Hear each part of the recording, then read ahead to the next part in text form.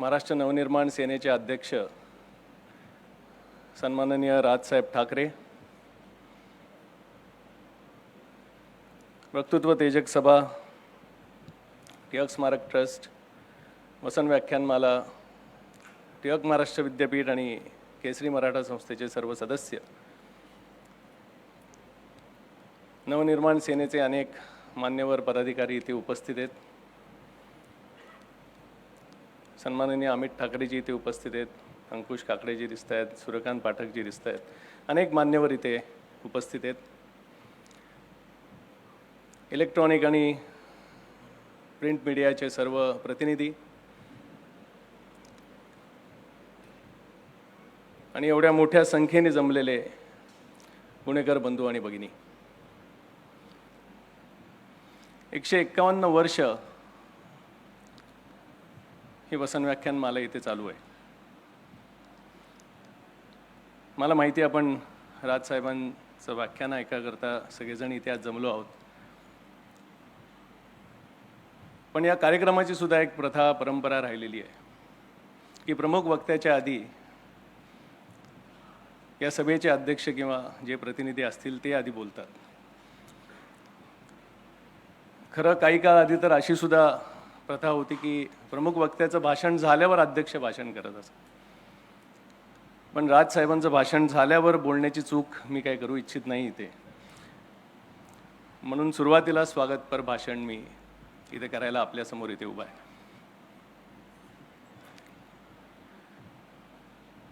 1871 साली विद्यार्थी आणि नवशिक्षितांना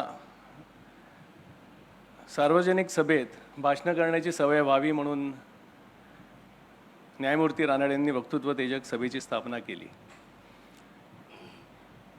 आणि पुढे या माध्यमातूनच व्याख्यानमालेला सुरुवात झाली. 1884 साली जेव्हा लोकमान्य टिळकांनी केसरीमध्ये या व्याख्यानमालेचा उल्लेख स्पष्टपणे वसन व्याख्यानमाला असा केला, तेव्हापासून हे नाव रुजू लागलं आणि आपण आज या व्याख्यानमालेला वसन व्याख्यानमाला म्हणून सगळेजण ओळखतो. काही गंभीर कारणं जेव्हा समोर आली, म्हणजे प्लेग, जागतिक महायुद्ध किंवा अलीकडच्या काळात सांगायचं झालं तर कोविड, तरच थोडाफार खंड या व्याख्यानमालेत पडला. नाही तर पूर्ण 151 वर्ष ही व्याख्यानमाला अगदी नियमितरित्या पार पडत आली. 150 वर्षापेक्षा अधिक ज्ञानगंगा अशी चालू असणारी आपण जर का कुठल्या दुसऱ्या नावाचा विचार केला तर पटदिशी आपल्याला आठवणार नाही.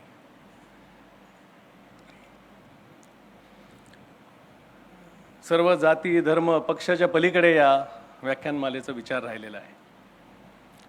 एक फार मोठा इतिहास या व्याख्यानमालेला जुडलेला आहे.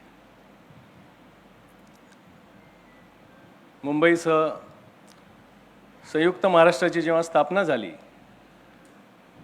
तेव्हा महाराष्ट्राचा उत्कर्ष कसा असावा, महाराष्ट्राची धोरणं कशी असावी, याकरता 1 दशकाहून अधिक वेळ या व्यासपीठावरनं विचारविनिमय झालेला आहे. नंतर ते एक काळ असा होता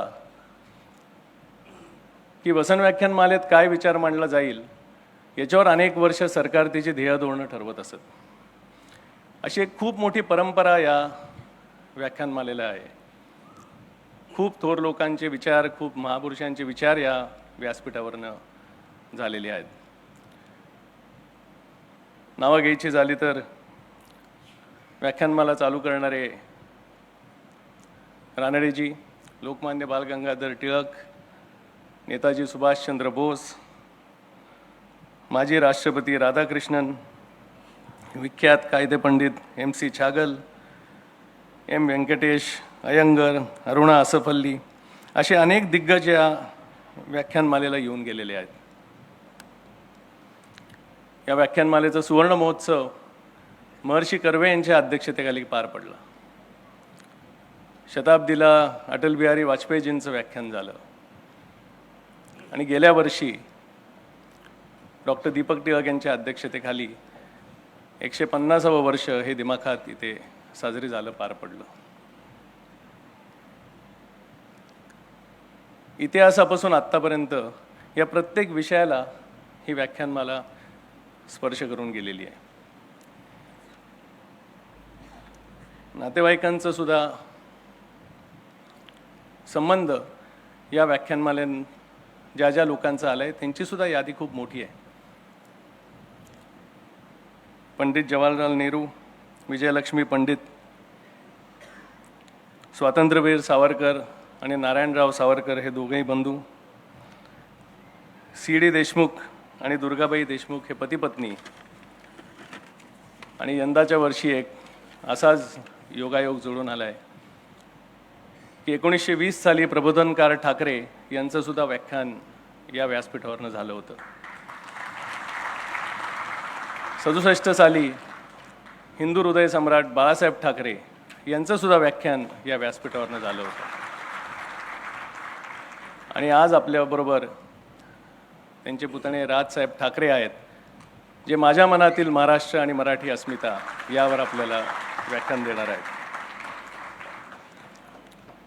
ठाकरे साहेबांशी जेव्हा बोलणं झालं तेव्हा एक प्रश्न हा समोर होता, निश्चितपणेच होता की त्यांच्या व्याख्यानाला ही जागा पुरेल का. आणि अनेक लोकांनी विचारपूस केली, पासेस मागितले. आपण बाहेरसुद्धा स्क्रीन लावलेत, कारण अनेकांची इच्छा असून देखील ते इकडे आता येऊ शकले नाही आहेत. या अनुषंगाने मी इकडे सांगू इच्छितो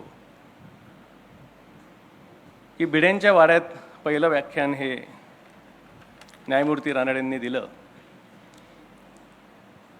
आणि त्यानंतर काळानुसार व्याख्यानमालेची जागा ही बदलत गेली, हे खरं आहे. हिराबागेत हे व्याख्यान काही दिवस झालं, क्रीडा भवनात झालं, सार्वजनिक सभेच्या दिवाणखान्यात काही दिवस झालं, लोकमान्यांना जेव्हा तुरुंगवास झाला तेव्हा व्याख्यानात खंड पडू नये म्हणून ओंकारेश्वर मंदिरात झालं, केळकर बखळीत झालं, सोमवंशी धर्मशाळेत झालं, नंतर सदाशिव पेठेत छत्रपती शिवाजी महाराजांचं जे मंदिर आहे तिकडे झालं. मग टिळक स्मारकला हे व्याख्यान व्हायला लागलं. जेव्हा जागा अपुरी पडायला लागली तेव्हा new English school, Tilak road इथे हे व्याख्यान झालं. या वास्तूचं जेव्हा नूतनीकरण झालं तेव्हा पुन्हा या वास्तूत अनेक वर्ष हे व्याख्यान इकडे व्हायला लागलं. त्यामुळे टिळक स्मारक आणि वसंत व्याख्यानमाला ही एक परंपरा आहे. अनेक वर्ष या वास्तूत पुणेकरांच्या आग्रहापोटी ही व्याख्यानमाला होते, आणि म्हणून राजसाहेबांसुद्धा व्याख्यान याच वास्तूत व्हावं, याच व्यासपीठावर व्हावं हे सर्वांनी ठरवलं. मी ज्या ज्या लोकांना हे व्याख्यान अटेंड करता आलं नाही आहे, मी ती संस्थेच्या वतीने दिलगिरी व्यक्त करतो. यूट्यूबवर ते साहेबांचं व्याख्यान हे बघू शकतील, ऐकू शकतील. मी याआधी की ते वेळ घेऊ इच्छित नाही. संस्थेच्या वतीने सन्माननीय राजसाहेब ठाकरे यांचं पुन्हा एकदा स्वागत करतो, धन्यवाद देतो. त्यांनी आमच्या निमंत्रणाला स्वीकृती दिली. एवढ्या मोठ्या प्रमाणात आपल्या सगळ्यांचा उत्साह आणि प्रतिसाद बघून या व्याख्यानमालेला सुद्धा एक नवीन ऊर्जा मिळालेली आहे. आपले सुद्धा सगळ्यांना धन्यवाद देतो. उद्याच महाराष्ट्राचा दिवस आहे, आणि आज इथे ठाकरे साहेबांनी मांडलेले विचार, व्याख्यान निश्चितपणे सगळ्यांनाच मार्गदर्शन देणारे ठरतील हीच आशा व्यक्त करतो आणि इथेच थांबतो. जय हिंद, जय महाराष्ट्र.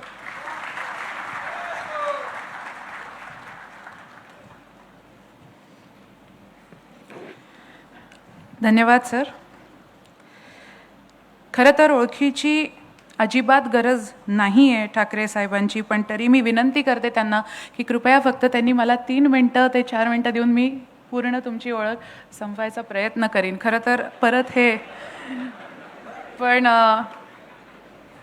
काही चूकभूल झाली तर माफ करा. लावा रे तो व्हिडिओ जरा, हे वाक्य आणि तो आवाज व ती शैली महाराष्ट्राला, मराठी माणसाला गेली काही वर्षे परिचित झालेली आहे. व्हिडिओ म्हणजेच चित्रफितीच्या माध्यमातून जनतेच्या मराठी माणसांच्या प्रश्नांना वाचा फोडण्यासाठी आणि प्रसंगी सरकारी निष्क्रियता, बेबंदशाही आणि अनागोंदी उघडकीस आणण्याची मोहीम श्री राजसाहेब ठाकरे यांनी नुसती यशस्वीपणे राबविली नाही, तर त्याचा धसका त्यांनी संबंधितांसाठी निर्माण केला आहे. आजही ते आपल्यासमोर त्यांच्या सर्वात प्रियच नव्हे तर अत्यंत जिव्हाळ्याच्या अशा महाराष्ट्राच्या प्रश्नांवरच बोलणार आहेत. महाराष्ट्र, मराठी माणूस, त्यांचे प्रश्न, अडचणी आणि त्याचे निराकरण हे राज ठाकरे साहेब यांच्या ध्यासाचे विषयच आहेत. महाराष्ट्र आणि मराठी माणूस यांना त्यांनी आपले जीवन वाहिलेले आहे असे म्हटल्यास वावगे ठरणार नाही. मराठी माणसासाठी माननीय बाळासाहेब ठाकरे यांनी शिवसेनेची जी स्थापना केली आणि त्यांच्याच तालमीत श्री राजसाहेब ठाकरे तयार झाले. परंतु माननीय बाळासाहेब ठाकरे यांचे वडील श्री प्रबोधनकार ठाकरे यांच्या विद्वत्तेचा वारसाही त्यांना प्राप्त आहे. ज्याप्रमाणे श्री बाळासाहेब ठाकरे हे राजकारणात होते, तरी त्यांनी त्यांच्या कुंचल्याने आणि व्यंगचित्राच्या माध्यमातून देखील मराठी माणसाला प्रेरणा दिली होती. तो वारसाही श्री राजसाहेब ठाकरे यांनी पुढे चालू ठेवलेला आहे. राजकारणी आणि कलाकार असे दोन महत्त्वाचे असे त्यांच्या व्यक्तिमत्वाचे पैलू आहेत. या ठिकाणी संगीतासारख्या कलेच्या क्षेत्रात अग्रणी असलेले त्यांचे वडील श्री श्रीकांत ठाकरे यांचाही उल्लेख आवश्यक आहे. श्री राजसाहेब ठाकरे हे आज महाराष्ट्रावर बोलणार आहेत, पण या महाराष्ट्राचे भारतातील स्थान नेमके काय, या महाराष्ट्राने भारताला काय दिले आहे याची आठवण मनात काढूनच आपल्या वर्तमान आणि भविष्यातील महाराष्ट्राचा वेध घेता येणार आहे. महाराष्ट्राने देशाला काय दिले असा प्रश्न आपल्या मनाशी केला तर त्याचे उत्तर काय येते हे प्रत्येक मराठी माणसाने शोधले पाहिजे. प्रख्यात गणिती भास्कराचार्य हे महाराष्ट्रातले खानदेशातले होते. उत्तर रामचरितमानस लिहिणारे आणि कालिदासा इतकेच प्रतिभाशाली भवभूती आणि कदाचित देशातले पहिले आरमार प्रमुख सरखेल कान्होजी आंग्रे ही महाराष्ट्राने भारताला दिलेली देणगी आहे. भारतातल्या पहिल्या महिला डॉक्टर आणि परदेशात जाऊन वैद्यकीय पदवी घेणाऱ्या आनंदीबाई जोशी अशा कितीतरी नावे घेता येतील. महाराष्ट्राच्या भविष्यवेधी विद्वत्त मालिकेत ही जर सुरुवात मानली तर पुढे जाऊन ही मालिका किती प्रदीर्घ आणि दैदिप्यमान आहे हे लक्षात येते. यामध्ये संत परंपरा आणि भागवत धर्माचाही मुहूर्तमेढ रोवणारे ज्ञानेश्वर महाराज आहेतच, पण त्यावर कळस चढविणारे तुकोबाराय आणि इतर सर्व संतांचा समावेश पण आहे. छत्रपती शिवाजी महाराज, छत्रपती संभाजी महाराज, अटक ते कटक मराठी साम्राज्य विस्तारणारे पेशवे घराणे ही मराठी पराक्रम गाथा आहे. महाराष्ट्राने नेहमीच देशाला वैचारिक दिशा दिलेली आहे.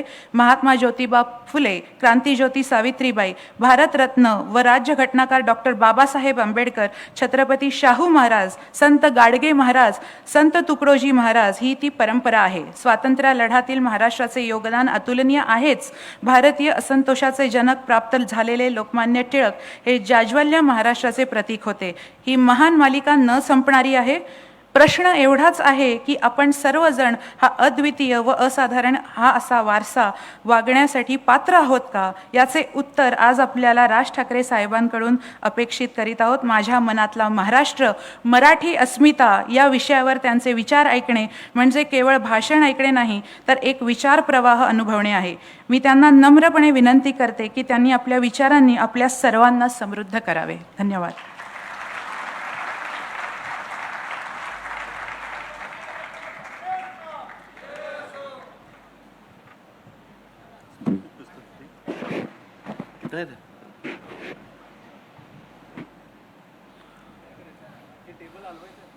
नाही, कशाला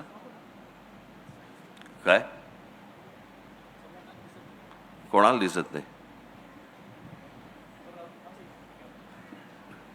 कोणाला दिसत नाही. ऐकू येतंय?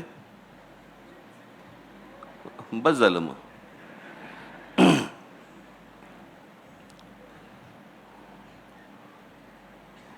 वसंत व्याख्यानमालेचे अध्यक्ष श्री रोहित टिळक आणि आज इथे सर्व जमलेल्या माझ्या मराठी बांधवांनो, भगिनींनो आणि मातांनो, आलेल्या सर्व माझ्या पक्षातलेही अनेक जण इथे आलेले आहेत. माझी सर्वांना विनंती आहे, हाशा टाळ्या वगैरे या सगळ्या गोष्टी असतात. फक्त माझं भाषण चालू असताना, माझं बोलणं चालू असताना कृपया कोणी घोषणा देऊ नयेत. धन्यवाद.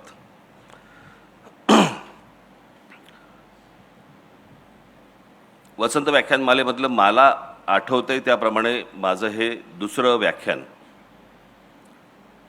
मला का व्याख्यानाला बोलवतात मला आजपर्यंत कळलेलं नाही आहे. मी भाषण करणारा माणूस आहे. व्याख्यान देणं हे विचारवंतांचं काम असतं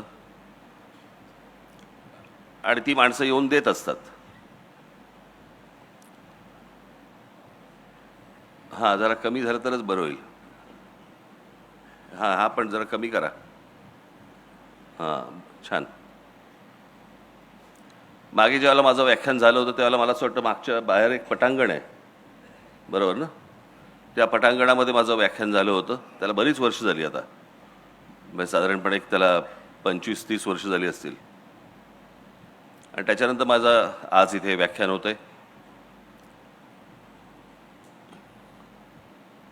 तुमचा विश्वास बसणार नाही याची मला पूर्ण खात्री आहे. परंतु काही अशी महत्त्वाची मोजकी काही भाषणं असतात माझी, शिवतीर्थावरचं असेल किंवा पुण्यातलं फर्ग्युसन कॉलेजवरचं, आपलं तुमच्या आईकडचं कुठचं कॉलेज ते हां SP कॉलेजवरचं असेल, किंवा अशी महत्त्वाची जी काही प्रमुख अशी काही माझी भाषणं असतात, हे तुम्ही माझ्या घरच्यांना, माझी इथे मुलगी इथे आलेली आहे, माझा मुलगा इथेच कुठेतरी असेल, उर्वशी आली आहे, आम्ही कुठेतरी असेल, घरी माझ्या पत्नीलाही विचारू शकता. तुमचा विश्वास बसणार नाही, पण माझ्या हातापायाला घाम फुटलेला असतो. माझे हातपाय थंड पडलेले असतात सकाळपासून. अनेक जण म्हणतात की नाही नाही काहीतरी काय बोलतायत. मी खरंच सांगतोय, ज्या दिवशी माझं भाषण असतं असं काही महत्त्वाचं, त्यावेळेला अनेकदा मी सकाळपासून ते भाषण होईपर्यंत कोणाशी बोलत पण नाही. कैद्यांना ताटं येतात ना, तसंच एखादं ताट येतं खाली दुपारचं. इतकं नका पकडू, पण तशाच प्रकारचं येतं.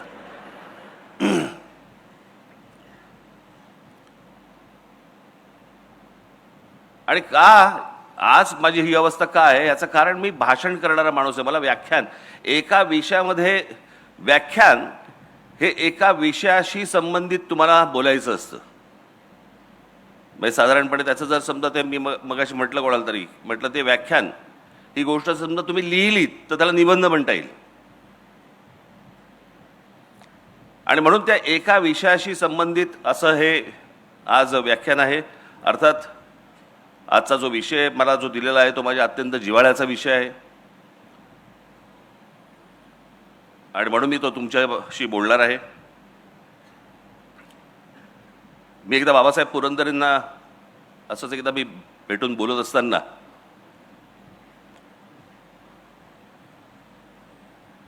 शिवछत्रपतींच्या इतिहासामधनं बाबासाहेबांनी आत्तापर्यंत महाराष्ट्राला काय सांगितलं. मी म्हटलं बाबासाहेब शिवछत्रपतींचा इतिहास आपण वाचत आलो. सण सणावळीसाठी म्हणून वाचायचा नसतो इतिहास. कोण कधी जन्माला आलं, कोण कधी गेलं, ज्यांना लक्षात ठेवायचं त्यांनी लक्षात ठेवावं. आपण त्यातनं बोध काय घेतोय. आणि एक अप्रतिम मला त्यांनी गोष्ट सांगितली बाबासाहेबांनी, आणि मला त्यांनी सांगितलं की शिवचरित्र वाचताना किंवा ऐकताना त्यातनं बोध काय घ्यायचा, तर शिवछत्रपती आजच्या काळात तुम्ही कसं जगावं हे त्या काळात सांगत होते. आज आपण ज्या काळामध्ये जगतो आहोत त्या काळामध्ये कसं जगलं पाहिजे हे जर समजा शिवछत्रपतींचा इतिहास वाचला तर त्यांच्या प्रत्येक गोष्टीतनं आपण काय वाचतो. आपण आग्र्याहून सुटका वाचतो, अफजल खानाचा वध वाचतो, शाहिस्तेखानाची बोटं छाटली ती वाचतो, सिद्धी जोहरचा वेढा तोडून महाराज कसे आले ते बघतो. परंतु या 50 वर्षामध्ये, आयुष्याच्या 50 वर्षामध्ये त्या माणसाने आपल्याला काय सांगितलं, आपल्याला काय शिकवलं, महाराष्ट्राने ह्याच्या पुढे कसं जगलं पाहिजे, कसं राहिलं पाहिजे, कसं वागलं पाहिजे.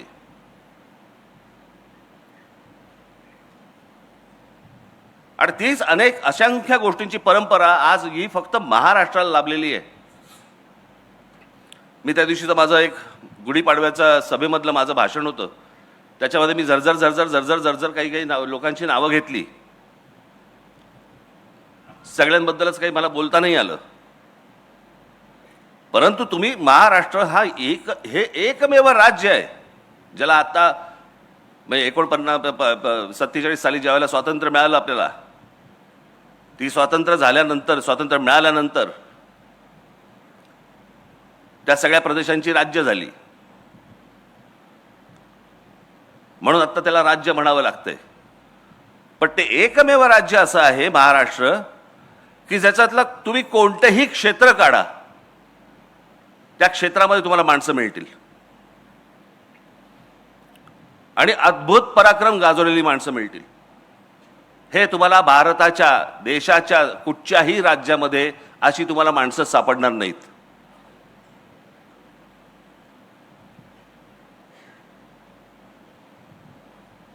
म्हणून मी आज तुमच्या समोर इथे मी तो जो मी आलेख दाखवला होता, जे काही लोकांसमोर तुम्ही सगळ्यांसमोर जे दाखवलं होतं, फक्त झरझर तुमच्या समोर फक्त मांडणार की महाराष्ट्राचं कर्तृत्व काय,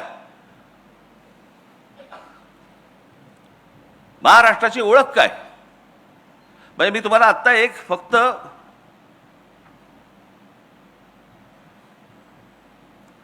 फक्त गोष्ट तुम्हाला मी वाचून दाखवतो.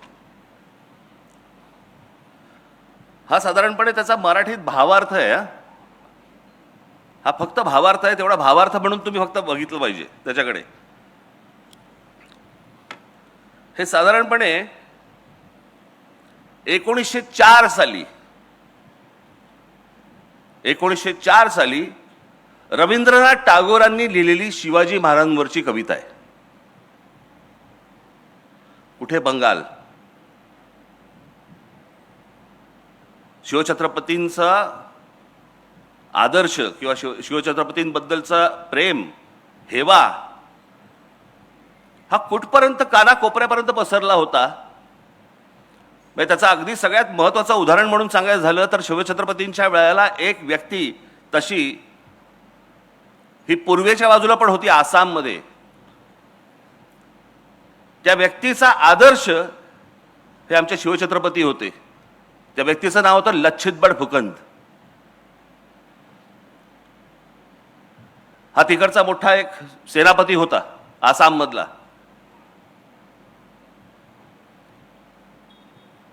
ह्या सर्व लोकांना शिवछत्रपती माहिती आहेत, महाराष्ट्राला नाही कळले. ती टागोरांची फक्त मी तुम्हाला भावार्थ फक्त वाचून दाखवतो, तुमच्या लक्षात येईल. त्याला काही कवितेचं असं स्वरूप नाहीये. हे शिवाजी महाराज, आज आम्ही तुम्हाला केवळ इतिहासातील राजा म्हणून आठवत नाही, तर एका जागृत शक्तीप्रमाणे पुन्हा आमंत्रित करतो.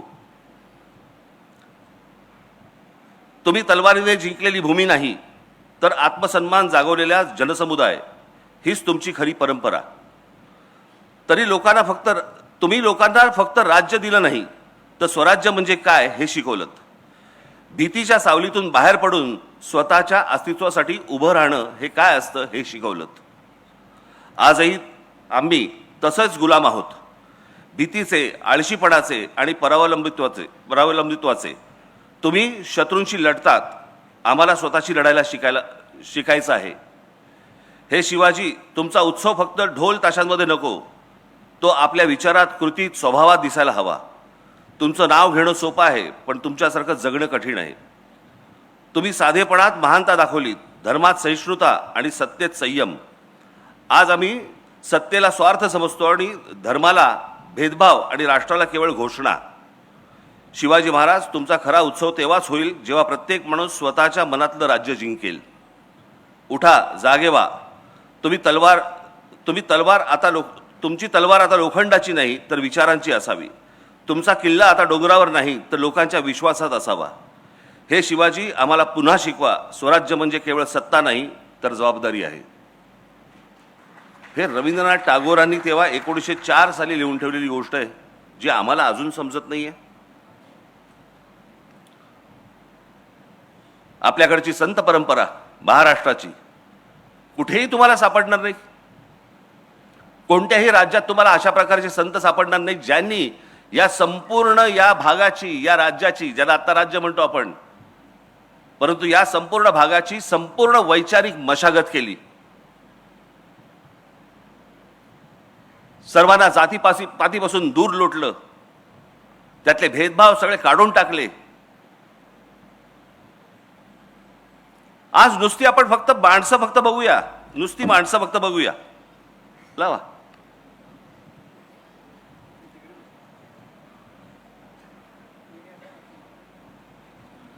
संत ज्ञानेश्वर, संत तुकाराम, संत रामदास, संत जनाबाई, संत नामदेव, संत एकनाथ, संत नामदेव. आज जर समजा तुम्ही पंजाबमध्ये गेलात तर पंजाबमध्ये देखील त्यांचा प्रचंड मोठे आज त्यांचे भक्त तुम्हाला पंजाबमध्ये मिळतील. या लोकांनी हे संपूर्ण संत गाडगे बाबा, आज खरं तर सरकारची जी काय तो आहे ना, काय स्वच्छ भारत योजना, आज स्वच्छ भारत योजनेचा खरा सिंबल हा आमचे गाडगे बाबा पाहिजे होते.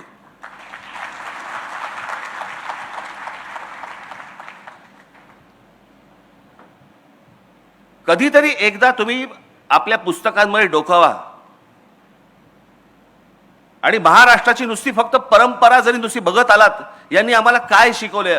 आज जे तुम्ही जगताय ना, आज ज्या वातावरणामध्ये, मी अनेकदा म्हणतो ना, हे बाहेरचे राज्यांमधले जे लोंढे येतात, बाहेरच्या राज्यांमधले लोक महाराष्ट्रामध्ये येतात. काय येतात? कारण जे महाराष्ट्रामध्ये वातावरण आहे ते भारताच्या कुठच्याही राज्यांमध्ये नाही आहे.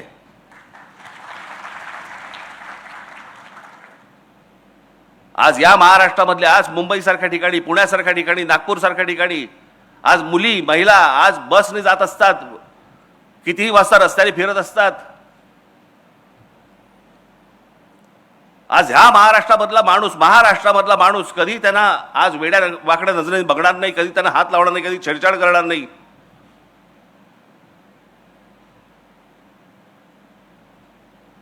हे अनेक महिला, अनेक मुली, अनेक मुलं हे त्यांचा प्रदेश सोडून महाराष्ट्रामध्ये येतात. अनेक मुली स्वतः येऊन सांगतात की आम्ही दिल्लीसारख्या ठिकाणी, दिल्लीच्या बसमध्ये, त्यांच्या परिवहन बस जी काय सेवा आहे त्या बसमध्ये आम्ही बसू शकत नाही, आम्हाला भीती वाटते. 7 नंतर दिल्लीसारख्या ठिकाणी, देशाची राजधानी, 7 नंतर आम्हाला फिरायला भीती वाटते.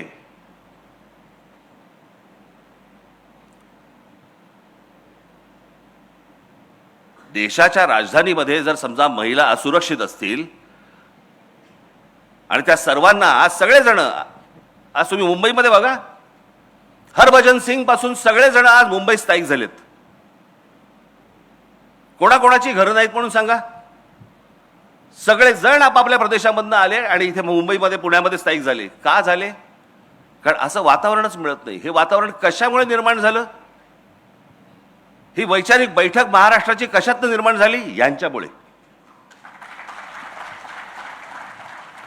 अशी असंख्य माणसं आहेत.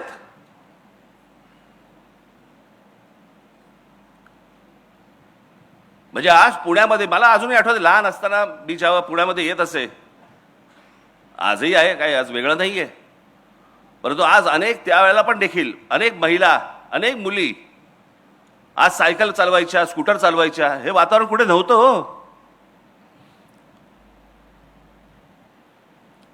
हा मोकळेपणा आला कुठून? हा मोकळेपणा महाराष्ट्राचा स्थायीभाव होता. महाराष्ट्रामध्ये आज महिला मोकळेपणाने फिरू शकतात, वागू शकतात, बाहेर जाऊ शकतात. या सगळ्या लोकांची जो घडवला ना महाराष्ट्र, याच्यातनं आज आपण हे सगळं बघतो आहोत.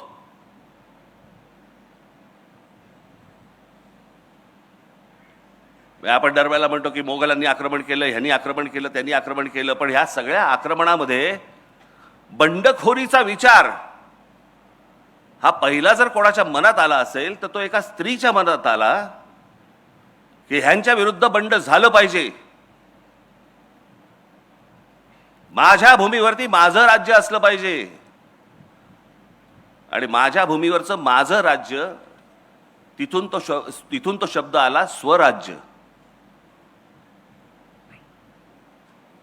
तो एका बंडखोर एका मुलीमध्ये आला, जिने आपल्या वडिलांना सांगायचा प्रयत्न केला, त्यानंतर आपल्या नवऱ्याला सांगायचा प्रयत्न केला, त्यांनी तो प्रयत्न केला देखील.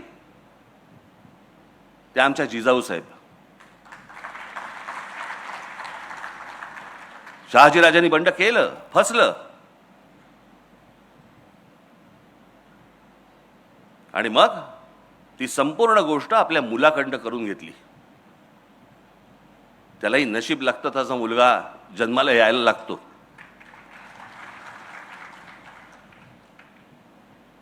पण विचार करा, आपण शिवछत्रपती शिवछत्रपती या सगळ्या गोष्टी बोलतो, परंतु त्यावेळेला संपूर्ण जो काही पगडा होता, जो मोघली पगडा होता, भाषेवरचा फारसी पगडा होता, आमच्या शिवछत्रपतींनी सांगितलं मराठी शब्दकोश काढा. फारसी जो आपल्यावरचा परिणाम आहे तो सगळा घालवा. संस्कृत ही महाराजांची अत्यंत आवडती भाषा होती, आणि मराठी शब्दकोश निर्माण करण्याचं सगळ्यात मोठं काम हे शिवछत्रपतींनी केलं. त्यावेळेला आम्ही नुसतेच फक्त छत्रपती शिवाजी महाराज की जय आम्ही फक्त घोषणा देणार, पण आपण भाषा कशी बोलतो आहोत, आपण काय बोलतो आहोत, कसं बोलतो आहोत, आज लक्ष आहे का या गोष्टींकडे आपलं?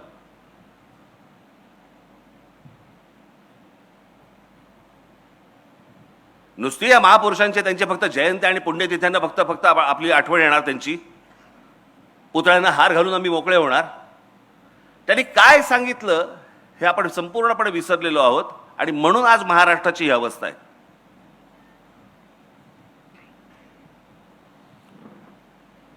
तुम्ही कोणतंही क्षेत्र काढा, कोणतंही क्षेत्र काढा,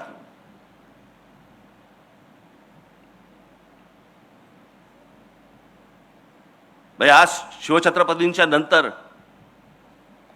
संपूर्ण साम्राज्याचा सगळा कुठपर्यंत पसरवलं ते पेशव्यांनी पसरवलं, मराठा साम्राज्याने पसरवलं. काय केलं? शिवछत्रपतींचा विचार पसरवला. तो शिवछत्रपतींचा विचार कुठून कुठपर्यंत पसरवला? जवळपास 125 वर्ष या संपूर्ण हिंद प्रांतावरती मराठ्यांचं राज्य होतं. आज ज्याला आपण भारत म्हणतोय ना, या भारतामध्ये अनेक आहेत.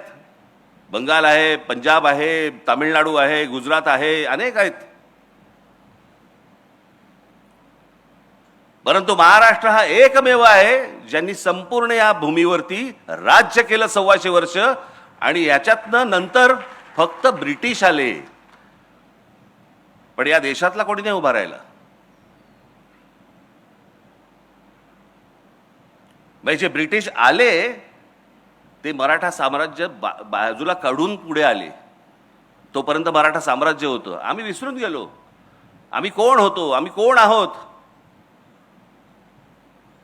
आमची ताकद काय होती, आम्हाला लोक कसे विचारायचे,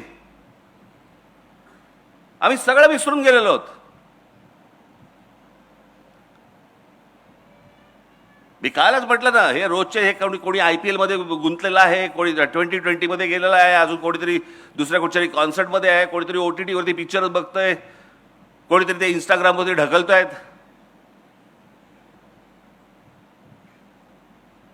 मूळ गोष्टींकडे आमचं दुर्लक्ष झालं की कोण आहोत आम्ही, आम्हाला हे कोणी शिकवलं, आमची भाषा काय, आमची मराठी भाषा.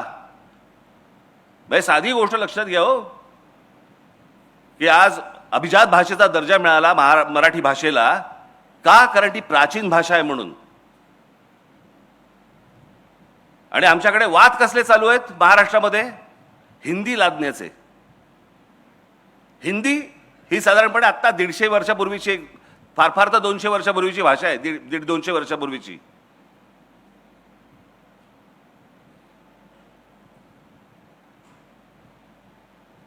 त्याच्यात आम्ही गुंतलेलो आहोत. म्हणजे उद्या हिंदी भाषेला जर समजा अभिजात भाषेचा दर्जा मिळायचा असेल ना, अजून 1000 वर्ष आहेत.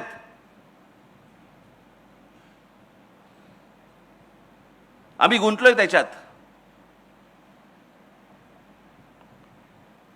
भाषेचा कडवटपणा काय असतो ना, आत्ताची एक फक्त तुम्हाला क्लिप दाखवतो. आत्ताची एक गोष्ट दाखवतो.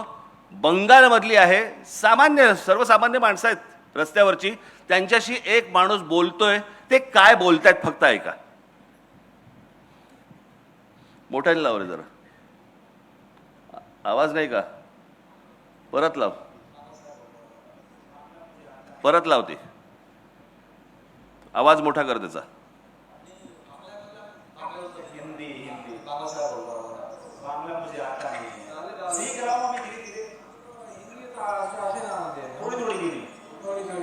भालो बातची आती है और दो चार चीजें आती है. आप लोग भी हिंदी नहीं ना हाँ बांग्ला नहीं होता. हिंदी का हिंदी आती है हिंदी, लेकिन अभी हिंदी नहीं. हिंदी करते हैं भाषा है ना, जोड़ने के लिए एक दूसरे को जोड़ने के लिए एक भाषा है. बांग्ला से ज्यादा बाहर रहिएगा, लेकिन इससे अच्छे बात कीजिएगा हिंदी में. बाहर इंग्लिश बोलेंगे ना बाहर इंग्लिश का भाषा है. हिंदी भाषा आपकी नहीं है. আপনি যেমন বাংলা শিখছেন, আমরা যেমন হিন্দি শিখছি. क्या नाम है आपका? আপনি पाहिले किती कडवट आहेत.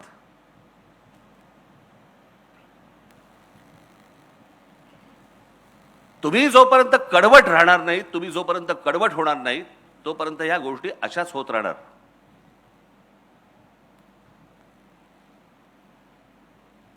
या सगळ्या मंडळींनी येऊन जे तुम्हाला सांगितलं, आजपर्यंत जे आम्हाला शिकवलं, सांगितलं. वानखेडे स्टेडियमवरच्या भर मॅच मध्ये ज्या वेळेला आमचा सचिन तेंडुलकर येतो ना, त्यावेळेला पहिलं भाषण तो मराठीत करतो. मला अभिमान वाटतो त्याचा. होय, भारत रत्न आहे, पण आपली भाषा नाही विसरला, आपलं राज्य नाही विसरलं, आपली माणसं नाही विसरला, आपली जागा नाही विसरला. आणि आमची लोक, इतरचे लोक येतात, त्यांच्याशी भांडताना पण हिंदीत भांडतात. बरं, तुला येत पण नाही हिंदी.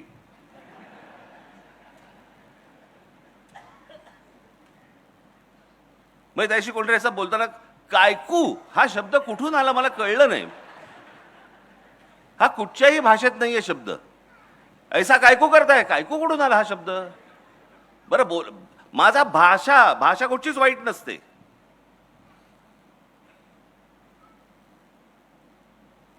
आपण मार खातोय ह्याच गोष्टीने की आम्हाला कोणी काय सांगितलं, आम्हाला कोणी काय शिकवलं. मी मगाशी म्हटलं ना की आपल्याला ह्या गोष्टींचा अभिमान पाहिजे. माझे एक मित्र आहेत, ते एकदा मध्यंतरी काहीतरी त्यांच्या ऑफिसचा सगळे स्टाफ होते, त्यांचे लोक होते,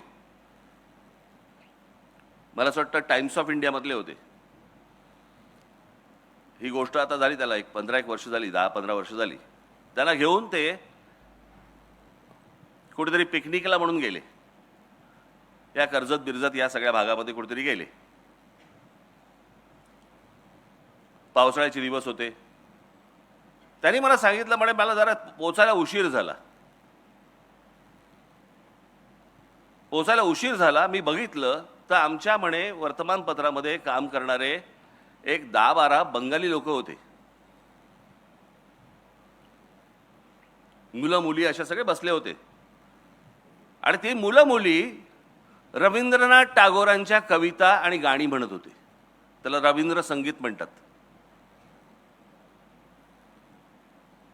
बंगाल सोडून महाराष्ट्रामध्ये आहेत, महाराष्ट्राच्या एका वर्तमानपत्रामध्ये काम करतायत आणि इथे आल्यावर देखील त्यांचं रवींद्र संगीत ते विसरलेलं नाहीत.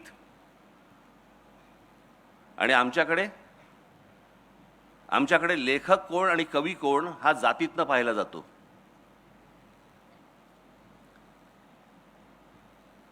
तुम्ही मराठी म्हणून एकत्र कधी येऊच नाहीत याचा पूर्णपणे बंदोबस्त केलेला आहे. तुमचा पूर्णपणे बंदोबस्त केलेला आहे.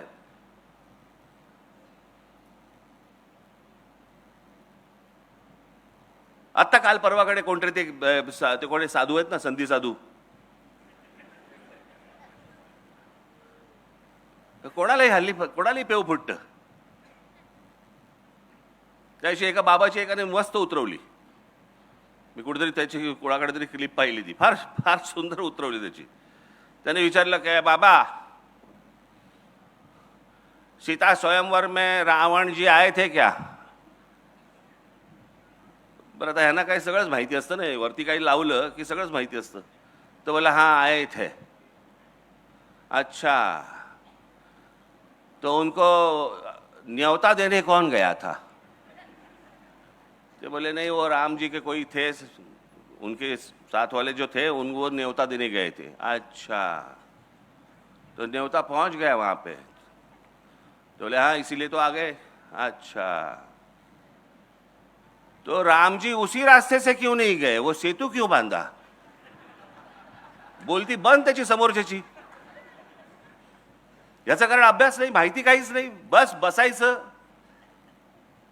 साधी भोळी माणसं तर आहेतच या देशात. ही सगळी माणसं इथे येणार आणि कसा वाद पेटवायचा फक्त बघा. वाद फक्त पेटवायची. काय, मी तुम्हाला एक गोष्ट तुम्हाला सांगतो की कोणतीही सद्य परिस्थिती ही तुम्हाला राजकारण सोडून बोलता येत नाही. आज हा कोणावरती तरी बाबा राजकारणाच्या वरती बोलणार आहे वगैरे अशातला असेल ते येतच त्याच्यामध्ये.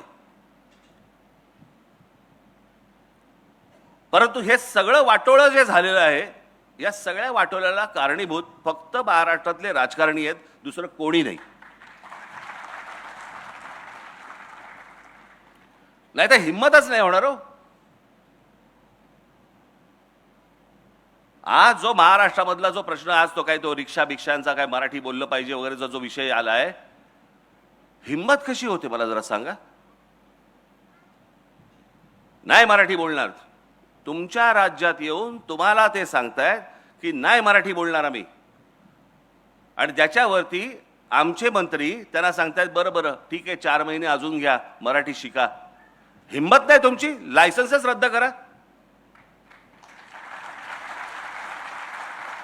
हेच बाकीच्या राज्यात काय होईल? हेच तामिळनाडूमध्ये जर समजा ते बोलले नाही बोलत जा तामिळ, काय होईल मला जरा सांगा तिकडे. पंजाबमध्ये गेले आणि बोलले नाही येत पंजाबी, आम्हाला नाही बोलायचं पंजाबी, काय होईल तिकडे. गुजरातमध्ये गेले आणि बोलले नाही गुजराती बोलायचं आम्हाला, काय होईल त्या राज्यांमध्ये तिकडे.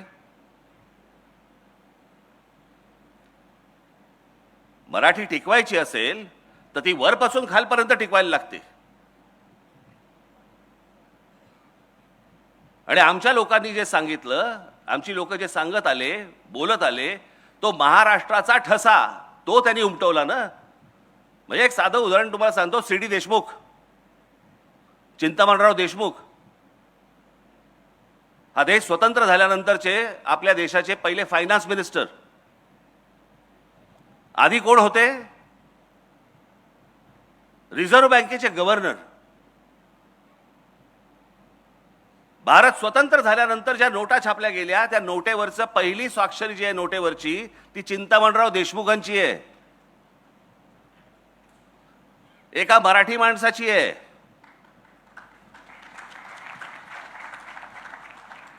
पण ज्या वेळेला संयुक्त महाराष्ट्राचा लढा पेटला आणि मुंबई महाराष्ट्रात राहणार का गुजरातमध्ये जाणार हे ज्यावेळेला त्याचा लढा ज्यावेळेला सुरू झाला, संयुक्त महाराष्ट्र समितीचा लढा ज्यावेळेला सुरू झाला, त्यावेळेला लोकसभेमध्ये या चिंतामणराव देशमुखांनी पंडित जवाहरलाल नेहरूंना सांगितलं की तुमच्या मनामध्ये महाराष्ट्राबद्दल चांगला विचार नाहीये. मुंबई ही महाराष्ट्रामध्ये राहणार आणि हा माझा राजीनामा.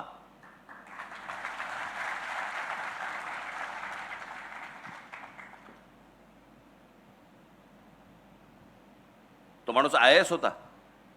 त्यांना जेवढे मार्क मिळाले तेवढे आजपर्यंत IASच्या परीक्षेमध्ये, स्पर्धा परीक्षेमध्ये आजपर्यंत एवढे मार्क कोणालाही मिळाले नव्हते. ते सी डी देशमुख, ते महाराष्ट्राच्या स्वाभिमानासाठी पंडित जवाहरलाल नेहरूंसमोर राजीनामा फेकतात. हा महाराष्ट्र. आणि आम्ही काय करतोय? आमचं लक्षच नाही महाराष्ट्राकडे. आमच्या देशामधला एकमेव खेळाडू, महाराष्ट्राचा एकमेव खेळाडू सचिन तेंडुलकर, ज्याला भारतरत्न मिळालं, एकमेव खेळाडू आहे.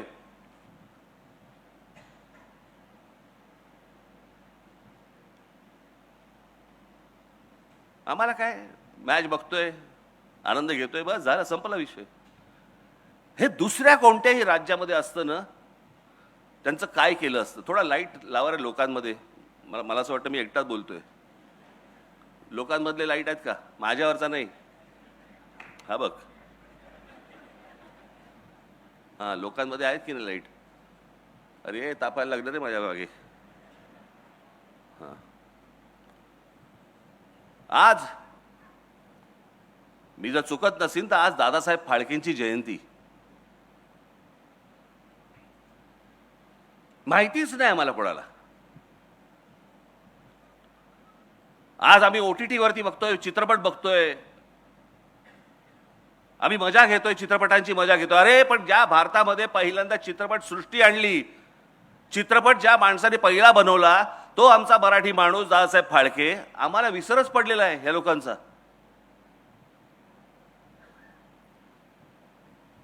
सत्यजित रे यांना ऑस्करचा लाईफ टाईम अचिव्हमेंट अवॉर्ड मिळाला.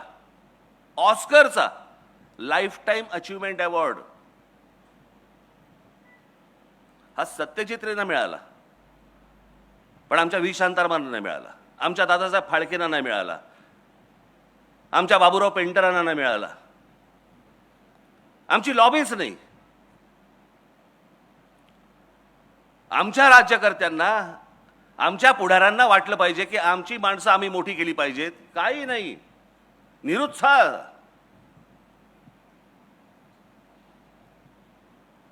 आमच्या लोकांना मोठं बोलण्यातच आम्हाला पाप वाटायला लागलं.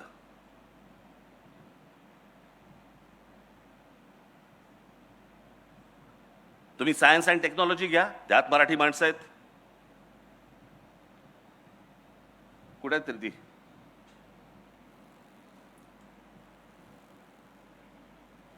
गोवारीकर आहेत, माशेलकर आहेत,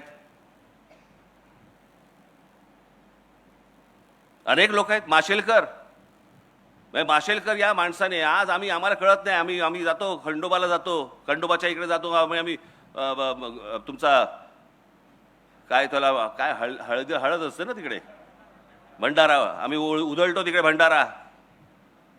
भंडारा म्हणजे काय, हळदच ना.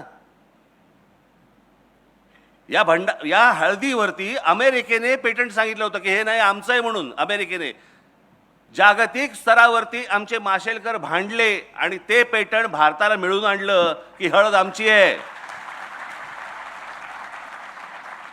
आम्ही रोज सकाळी देवाला लावताना हळद लावतो, कुंकू लावतो, पण आमच्या त्या हळदीचं पेटंट हे ज्या माणसाने आणलं आमच्याकडे, आम्हाला माहित नाहीये, आम्हाला महत्वच नाही आमच्या माणसांचं.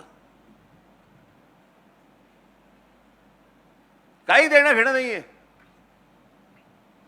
मी त्या दिवशी सांगितलं ना तुम्हाला, महाराष्ट्रामध्ये संगीतकार, मराठी संगीतकार तर असंख्य होऊन गेले, पण देश पातळीवरचं, जागतिक पातळीवरचं लक्ष्मीकांत कुडाळकर, लक्ष्मीकांत प्यारलाल मधले लक्ष्मीकांत हे कुडाळकर होते, आमच्या कुडाळमधले.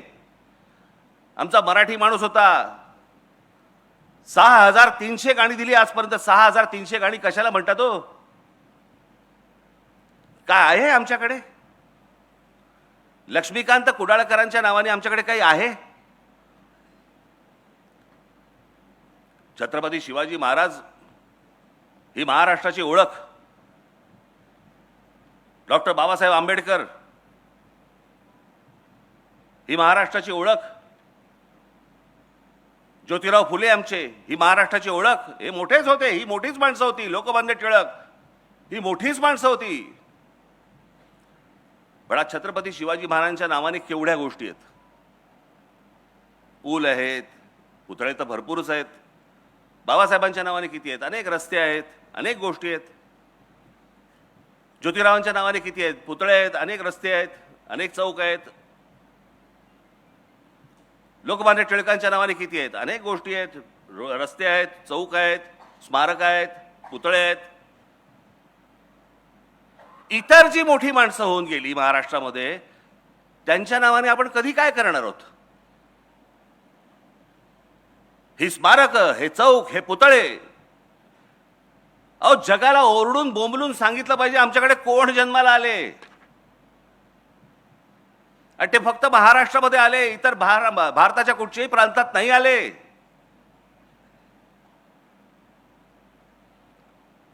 काँग्रेसची स्थापना याच महाराष्ट्रात झाली.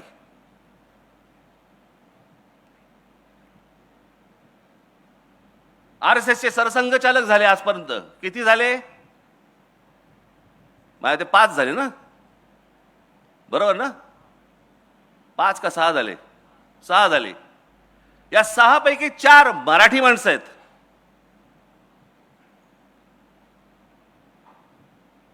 म्हणजे या देशामध्ये सर्वात मोठे जे काही पक्ष किंवा संघटना ज्या काही उभ्या राहिल्या,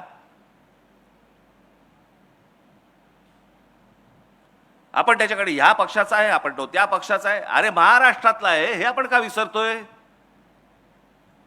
लता मंगेशकर एवढी मोठी मोठी गायिका, भारतरत्न लता मंगेशकरांच्या नावाने काय महाराष्ट्रामध्ये जरा सांगा मला. आत्ता आशाताई गेल्या, किशोरी आमोणकर, अहो भीमसेन अण्णा, भीमसेन जोशींच्या नावाने काय आपल्याकडे महाराष्ट्रामध्ये. हे जर दुसऱ्या राज्यामध्ये जन्माला आले असते ना, त्यांनी ओरडून ओरडून जगाला सांगितलं असतं अरे आमच्याकडे कोण रत्न जन्माला आली. आम्ही पडलोय कशामध्ये, सापडलोय कशामध्ये? आम्ही जातीपातीत सापडलोय. लोकमान्य टिळक ना ब्राह्मण होते, जाऊन ते आपल्याला काय करायचंय. महात्मा ज्योतिराव फुले ना माळी होते, आपल्याला काय करायचंय. बाबासाहेब आंबेडकर ते दलित होते, त्यांना काय आपल्याला काय करायचंय. शिवाजी महाराज ते काय मराठ्यांचे राजे. हे आमच्याकडेच सगळं सुरू केलं. हे आम्हीच लोकांनी सुरू केलं. आम्हीच आमच्या महापुरुषांना जातीपातीमध्ये आम्ही विभागलं. आम्हीच आमच्या लेखकांना, कवींना, आम्ही सगळ्यांना आम्ही जातीमध्येच बघायला लागलो. पुस्तकाचं नाव नाही बघायचं, पुस्तकाचा लेखक बघायचा आणि त्याप्रमाणे पुस्तक विकत घ्यायचं की नाही घ्यायचं आम्ही ठरवायचं. कोण काय बोललंय याच्यावरती आम्हाला काही देणं घेणंच नाही रे. इतका विभागलेला, इतका बेसावध मराठी माणसापेक्षा दुसरा माणूस नाही भूतलावरती.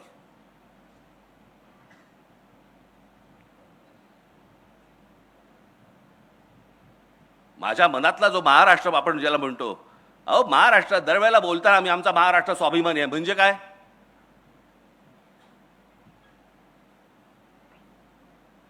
म्हणजे काय आम्हाला कळतच नाही. बरं, अनेक सुशिक्षित लोक आहेत, त्यांनाही समजत नाही. मी नेहमी सांगत असतो ना, माणूस सुशिक्षित असून उपयोगाचा नाहीये, तो माणूस सुज्ञ असावा लागतो. ते मध्यंतरी काय ते झालं ना, ते काय सिंदूर काय ते युद्ध बिद्ध काय ते झालं सगळं, आणि मग सगळे जण सुरू झाले कराची ले लिया, इस्लामाबाद ले लिया, आणि काय अजून काय घेतलं, लाहोर ले लिया. साला म्हटलं हे घेऊन करायचं काय याचं. समजा उद्या लाहोर घेतलं तर लाहोरमध्ये सत्ता कोणाची.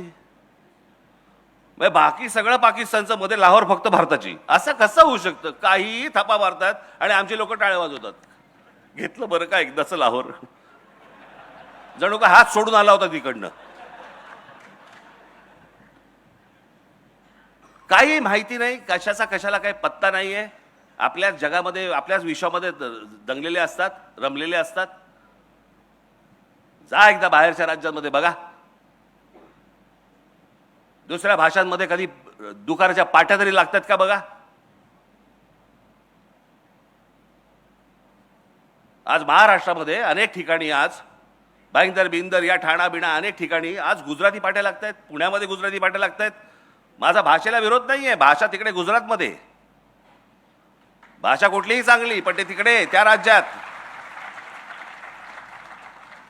ज्या राज्याची राजभाषा जी आहे त्याच भाषेमध्ये इकडचे बोर्ड लागणार.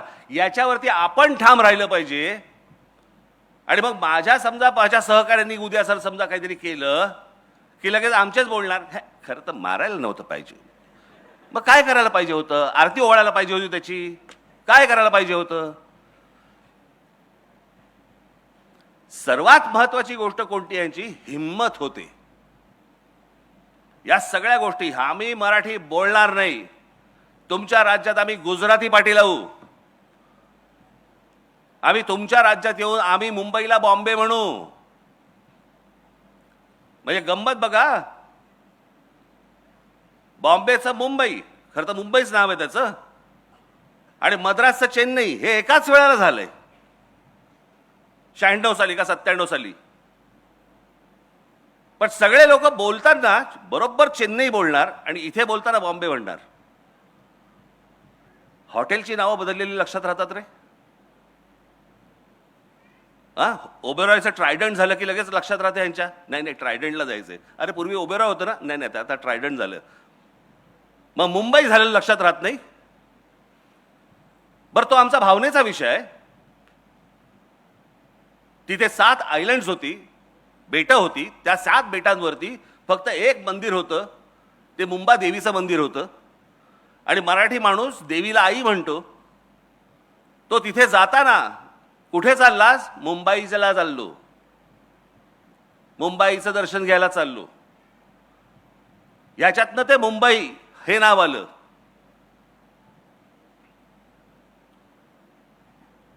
पण आम्हीच नाही, आम्हालाच काही वाटत नाही या गोष्टींचं. एखादा समोरचा काही बोलला की बाबा काय बॉम्बेला जाऊन आलो, आम्ही पण काही लक्ष देत नाही. मागे एका चित्रपटामध्ये केलं होतं त्यांनी, चित्रपटामध्ये बॉम्बे बॉम्बे बॉम्बे उल्लेख होता. मला कळलं, म्हटलं जर नाही काढलं तर बांबू बांबू बांबू एवढंच फक्त लक्षात ठेव.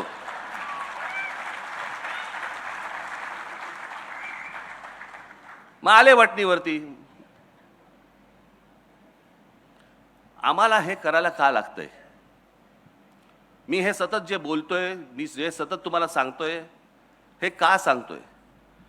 हे सांगतोय एवढ्यासाठी सांगतोय बाबांनो, मी खरंच सांगतोय तुम्हाला, ही इतकी भीषण वेळ आहे आत्ताची. सगळ्या बाजूनी इमारती उभ्या राहत आहेत. तुम्हाला कंट्रोल, तुमच्या हातातच कंट्रोल नाहीये. सगळ्या उद्योगपतींनी, बिल्डरांनी, सगळ्यांनी ताबा घेतलेला आहे. तुम्ही कोण आहात, काय आहात, कसे राहणार आहात, कसे जगणार आहात, कुठून फिरणार आहात, काय, ह्याच्याशी त्यांना काही कर्तव्य नाहीये. आणि आमच्याकडे राज्याच्या राज्य संपूर्ण सरेंडर झालेलं आहे. हे काय हेच राज्यकर्ते म्हणत नाही, ह्याच्या अगोदरची राज्यकर्ते सगळे बिल्डरांना आणि उद्योगपतींना सरेंडर होतात. आणि आज काय गोष्टी चालू आहेत हे तुमच्या डोळ्यात देखत घडतंय. तुमच्या डोळ्यात देखत सगळं बदलतंय. तुमच्या डोळ्यात देखत भाषा बदलतीये. तुमच्या डोळ्यात देखत, म्हणजे आज महाराष्ट्र राज्याचा एक मंत्री मंगल प्रभात लोढासारखा माणूस आज तुमच्या नाकावर टिचून सांगतो, ज्या वेळेला आता गॅस सिलेंडर मिळत नव्हते त्यावेळेला सांगतो, जैन लोकांसाठी म्हणून गॅस दिले जातील, गॅस पुरवठा केला जाईल, गॅस सिलेंडर दिले जातील जैन लोकांसाठी. महाराष्ट्र राज्याचा मंत्री जैन लोकांसाठी काम करणार. महाराष्ट्र राज्यासाठी काम करायला पाहिजे हे सोडून ह्यांची हिंमत कशी होते? याची हिंमत एवढ्यासाठी होते कारण तुम्ही अंगावर जात नाही. आणि आम्ही अंगावरती गेल्यानंतर तुम्ही बोलता हे कशाला अंगावर जात आहेत.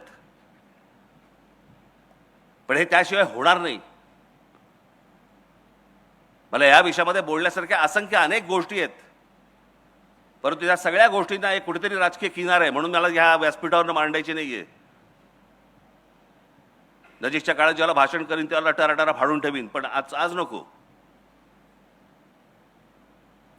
माझी तुम्हाला विनंती आहे की महाराष्ट्र काय होता, महाराष्ट्र काय आहे हे एकदा तुम्ही जरा वाचा, समजून घ्या. ही माणसं कोण होती? मी फक्त तुम्हाला एक झरझर फक्त तुमच्या समोर फक्त दाखवून घेतो तुम्हाला, म्हणजे तुमच्या लक्षात येईल की आपण काय गमावलंय, खरं तर काय कमावलं होतं. दाखव. महाराज मगाशी सांगितलंच तुम्हाला यांच्याबद्दल काय, मी काय सांगणार. जा पुढे. संभाजीराजांबद्दल जा पुढे. बाळाजी विश्वनाथ पेशवे, पहिले बाजीराव पेशवे, अहिल्याबाई होळकर, तात्या टोपे, हे सगळे आम्ही पुस्तकात बघितलेत, वाचले, लक्षात नाही, आम्हाला माहितीच नाही.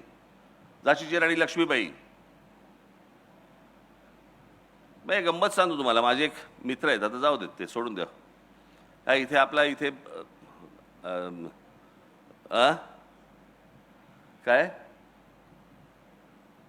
हो जा पुढे, मागे जा जरा. हा लक्ष्मीबाईंचा पुतळा, हा इथे पुतळा आहे नाही का? बालगंधर्वच्या इकडे. मी गाडी चालवत होतो, माझ्या बाजूला बसले होते. तर मी म्हटलं, असं बघितलं, म्हटलं काय लक्ष्मीबाईंचा पुतळा केलाय, सुंदर केलाय ना? हो हो, छान केला. झाशीच्या राणींसारखा पण दिसतो ना? मी बोललोच नाही पुढे. मी पुढचा प्रवास मी सहज नुसतं न बोलताच आलो. मी म्हटलं जाऊ दे, मरू द्यायला काय समजून सांगणार.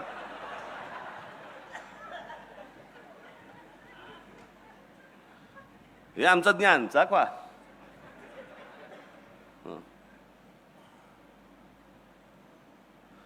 एक मिनिट मागे जा. हे भाऊ लक्ष्मण अजिंक्य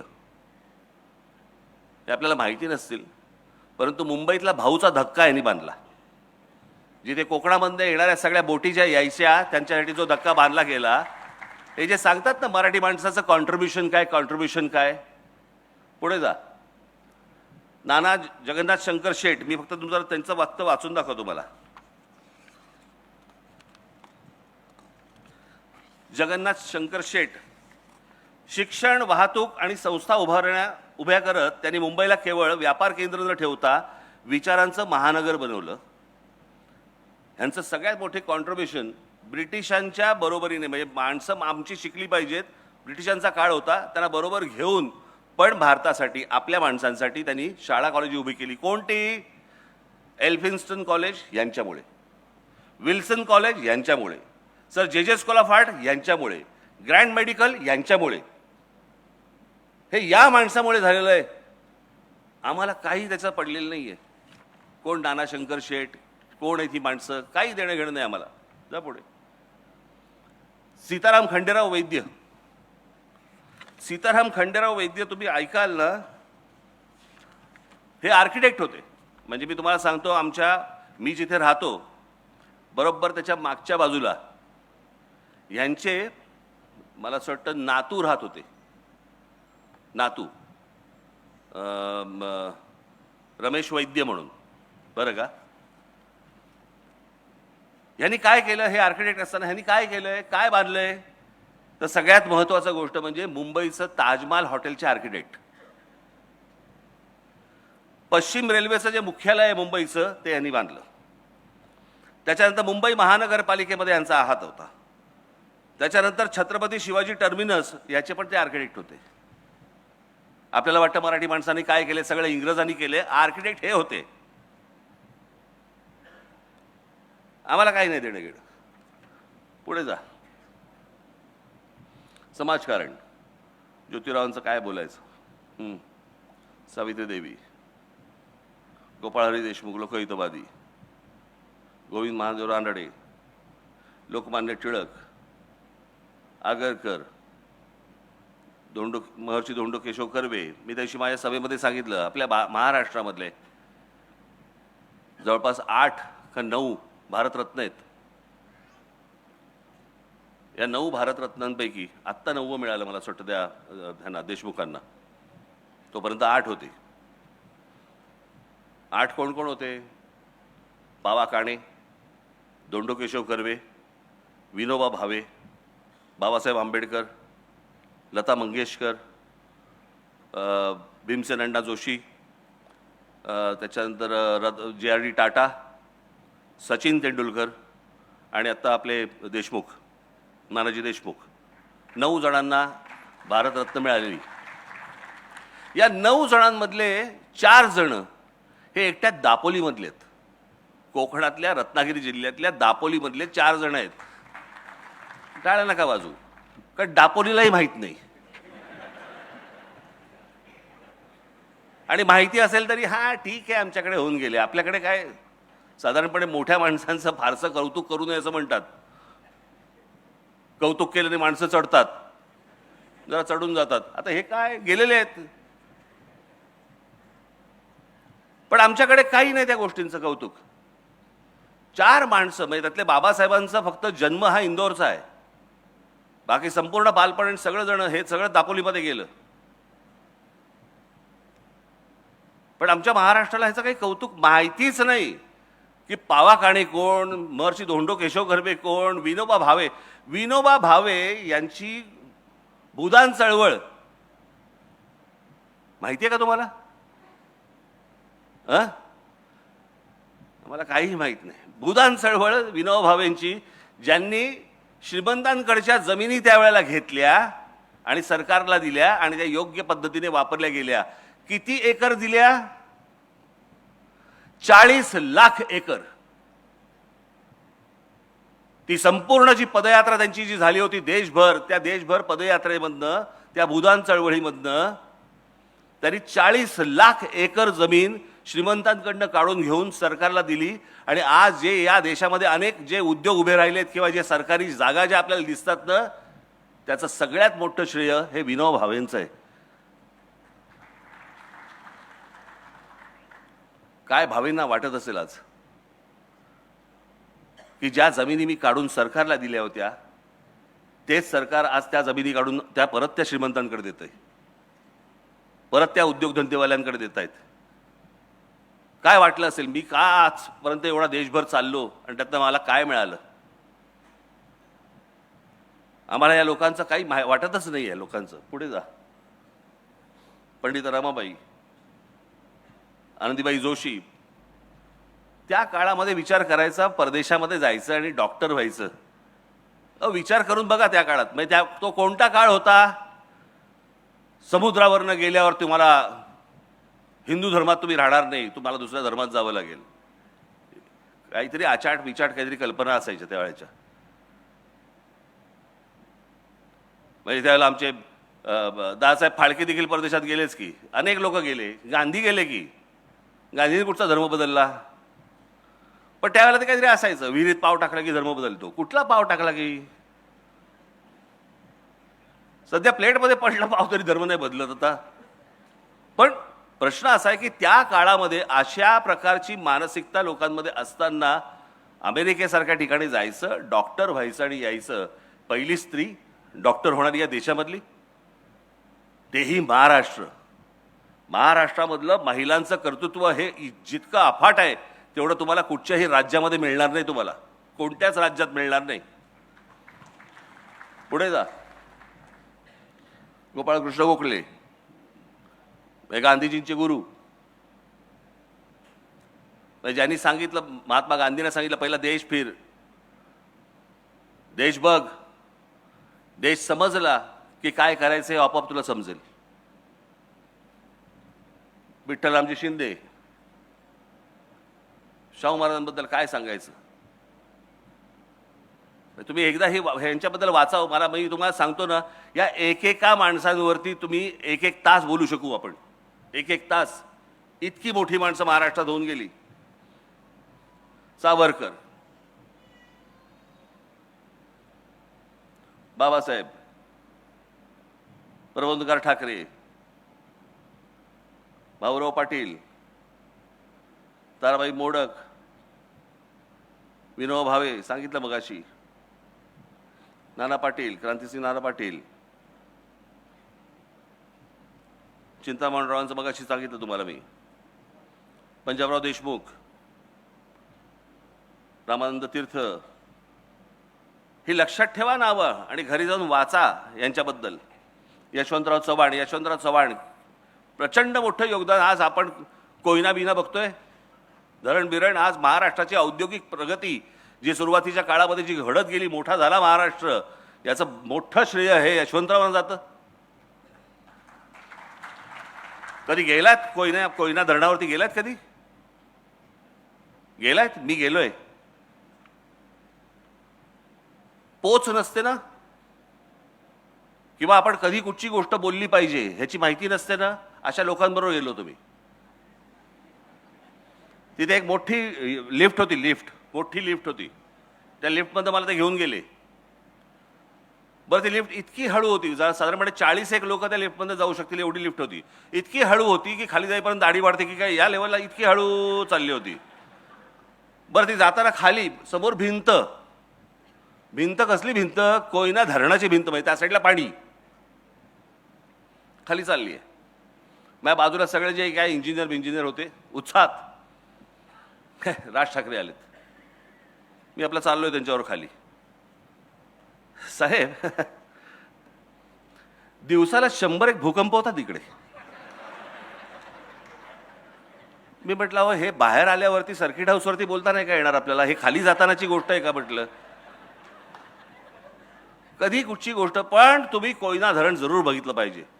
त्याचा पहिला टप्पा, दुसरा टप्पा, तिसरा टप्पा, जिकडे आज वीज निर्मिती होते ती जाऊन बघा.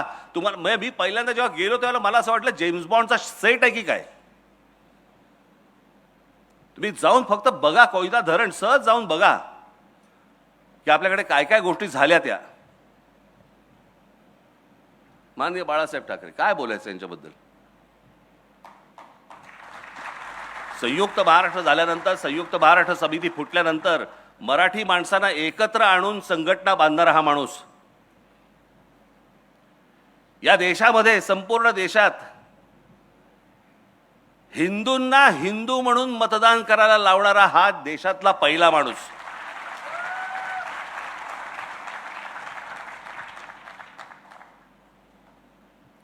व्यंगचित्रकार म्हणून तर मोठे होतेच.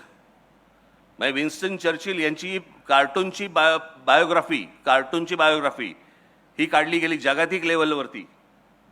ज्याच्यामध्ये बाळासाहेब आर के लक्ष्मण यांचे जे गुरु ज्याला म्हणतात ते ज्यांना गुरु मानलं ते सर डेव्हिड लो यांच्या व्यंगचित्रांपासून अनेक व्यंगचित्रकार त्यावेळेचे जगातले यांची व्यंगचित्र त्या पुस्तकामध्ये होती. त्या पुस्तकात भारतातर्फे फक्त माननीय बाळासाहेब ठाकरे यांची 3 व्यंगचित्र निवडली गेली त्या पुस्तकामध्ये.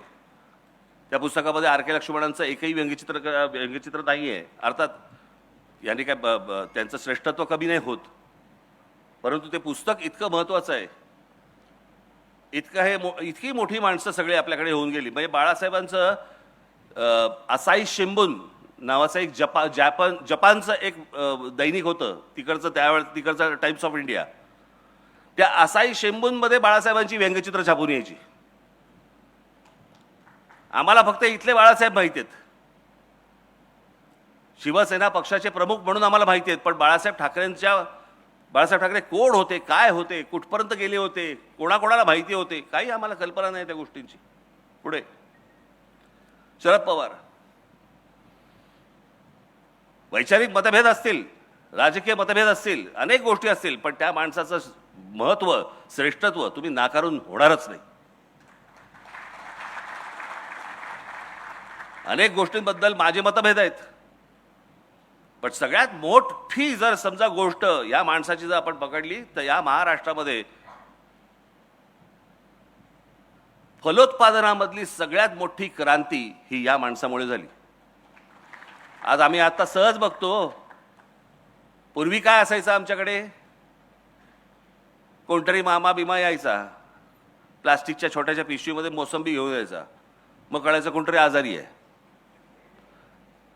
आजारी असल्याचंच फळ असायचं ते एक, म्हणजे कोणी मोसंबी घेतली, कोणी आजारी आहे का घरी, असंच विचारायची वेळ होती कुठची फळं. परंतु रस्त्यावरती ज्या वेळेला तुम्हाला गाडीच्या बाजूनी स्ट्रॉबेरी दिसायला लागली, तुम्हाला या महाराष्ट्रामध्ये, देशामध्ये विविध प्रकारची फळं ही बाहेरच्या जगातनं येत होती आणि या जगातनं येऊन महाराष्ट्रामध्ये, या देशामध्ये बनत होती. ही सगळ्यात मोठी जी गोष्ट, ही सगळ्यात मोठी जी फलोत्पादनाची क्रांती ही झाली, ही या माणसामुळे.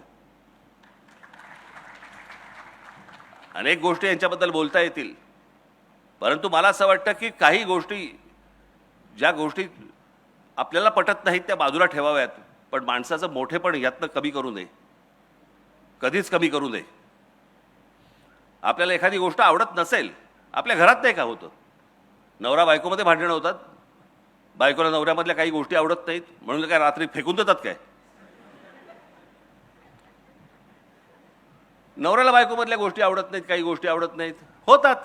काही गोष्टी नाही आवडत, काही गोष्टी आवडतात. मला असं वाटतं तशी प्रत्येक व्यक्ती आपण बघितली पाहिजे, पण ती व्यक्ती जातीतून पाहता कामा नये, बिलकुल पाहता कामा नये. पुढे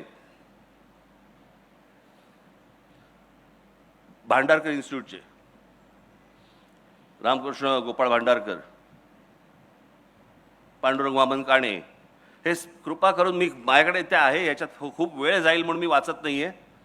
इरावती कर्वे, दुर्गाबाई भागवत, कमाल समाजसेवक, नवा विचार, बाबा आमटे, नानाजी देशमुख, विस पागे. आज आपण जी ह्याची योजना बघतो, रोजगार हमी योजना, म्हणजे रोजगार हमी योजना ही महाराष्ट्रामध्ये आणून देशभर पसरली गेली, कारण योजनाच महत्वाची होती. ती रोजगार हमी योजना आणण्याचं सगळ्यात मोठं काम हे विस पागेंचं आहे. अमित दलवाई, हे मगाशी सांगितले मी, ते पुढे घे, हे सगळे सांगितले मी. श्रीपाद अमृत डांगे, कम्युनिस्ट पक्षाची स्थापना जिकडे झाली त्यातल्या सगळ्यात महत्त्वाची व्यक्ती ज्या कम्युनिस्ट पक्षातली ही श्रीपाद अमृत डांगे. मी यांना भाषण करताना स्वतः बघितलेलं आहे, ऐकलेलं आहे. शिवसेनेच्या पहिल्या अधिवेशनाला प्रमुख पाहुणे हे श्रीपाद अमृत डांगे होते. त्यांना मी त्यावेळेला कितवीत होतो, मी त्यावेळेला साधारणपणे 9वीत वगैरे असेल, 9वी 10वीत वगैरे असेल, 8वी 9वीत असेल. त्यावेळेला असा स्टेजच्या बाजूला उभं राहून मी डांगेंना भाषण करताना ऐकलंय. अप्रतिम वक्ता. ही जी संपूर्ण ज्याला आपण म्हणतो ना कामगार चळवळ ही निर्माण करणारी ही सगळी मोठी माणसं. शेतकरी कामगार पक्ष, त्याची स्थापना 1946 सालची स्थापना आहे शेतकरी कामगार पक्षाची. त्याच्या 1 वर्ष नंतर स्वातंत्र्य मिळालंय. एक मोठ्या संघटना, मोठा पक्ष. शंकरराव मोरे, कांशीराम यांची बसपाच ना, बसपा ही इथे खडकीला स्थापन झाली आहे, पुण्यात. उत्तर प्रदेशमध्ये नाही. पुढचं राजकारण उत्तर प्रदेशचं केलं, परंतु स्थापना त्यांनी बसपाची ही तिकडे केली आहे, बामसेफची. मायावती बामसेफची. सहकार चळवळ, धनंजयराव गाडगीळ, विखे पाटील, हे सगळे सहकारातले. मला एक सांगावं कोणतं क्षेत्र उरतं. पुढे पुढे जा. तात्यासाहेब कोरे, इतिहासकार, विका राजवाडे, सरदेसाई, शेजवलकर, बेंद्रे, बाबासाहेब पुरंदरे, रणजित देसाई, गजाननराव मेहेंदळे, बिचारे आत्ताच गेले, विज्ञान, गोवारीकर, नाराळीकर, माशेलकर, भाटकर, पत्रकारिता, बाळशास्त्री जांभेकर, वेलकर. हे वेलकर, एक मिनिट थांबा, हे महत्वाचे आहेत. हे वेलकर इंग्रजांच्या त्यावेळेला, त्या काळामध्ये या मराठी माणसाने एका इंग्रज माणसाबरोबर मिळून एक इंग्रजी दैनिक स्थापन केलं. त्या दैनिकाचं नाव होतं बॉम्बे हेराल्ड. ती जी कंपनी स्थापन झाली, ती कंपनी नंतर ब्रिटिशांनी नंतर तिकडे विकत घेतली. त्यांनी काय ते बेनेट कोलमन यांनी विकत घेतली. तो आजचा टाइम्स ऑफ इंडिया. पण ती निर्मिती केली एका मराठी माणसाने. आम्हाला माहितीच नाही, जाऊ देत. कृष्णाजी प्रभाकर खाडीलकर हे केसरीमध्ये लिहायचे, नंतर स्वतःचं वर्तमानपत्र उभं केलं, नवाकाळ. आचार्य यात्रा यांच्याबद्दल काय बोलायचं. पांडुरंग सदाशिव खानखोजेंबद्दल मी तुम्हाला वाचून दाखवतो मुद्दामून.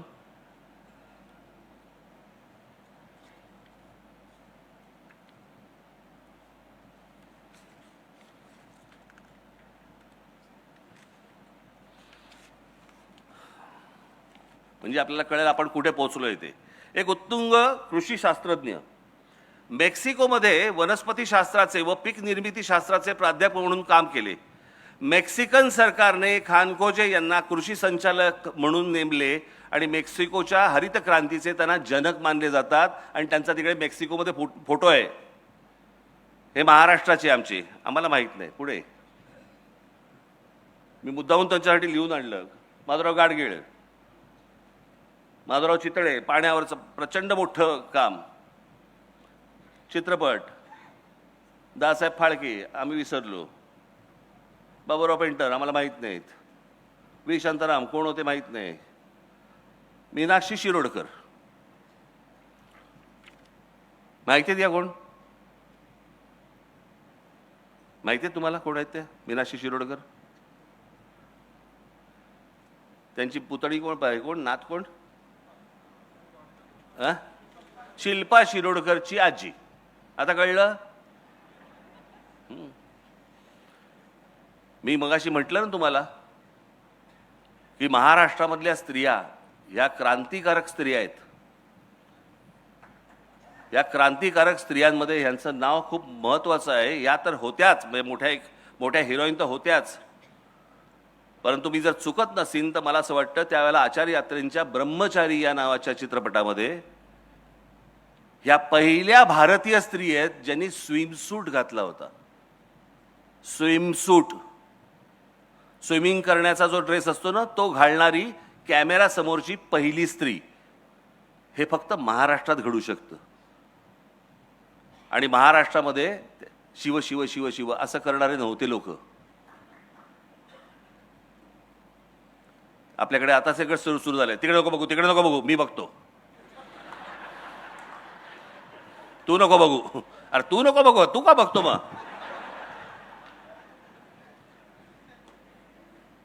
पुढे शोभना समर्थ.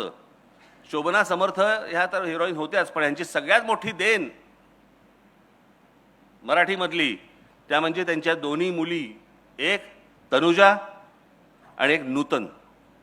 या दोन मोठ्या हिरोईन ह्या त्यांच्या दोन्ही त्यांच्या मुली. पुढे जा.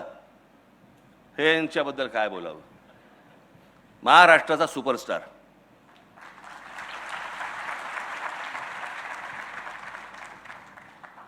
पण आमच्याकडेच नाकं बुरडणारी जास्ती.